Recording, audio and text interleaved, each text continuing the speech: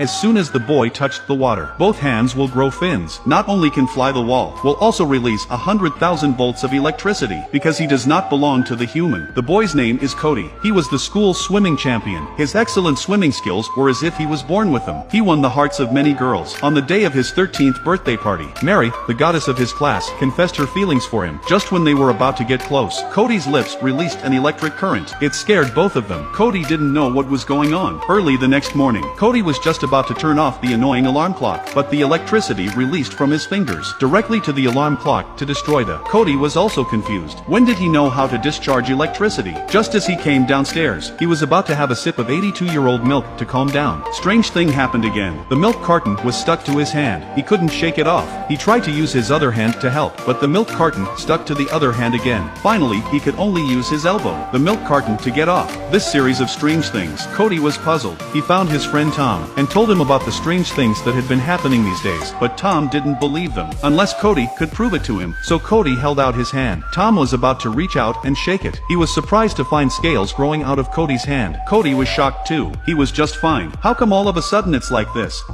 The boy's palms suddenly grew scales, no matter how to wash, but cannot wash off. At that moment there was a knock on the door from his mother. In order not to let his mother find out, Cody hid his hand in his pants pocket. Fortunately, the mother did not find abnormal. After her mother left, Cody was surprised to find the scales on his hands slowly disappeared. At the end of the day, Cody was drinking water, found that his hands had a strong suction force again.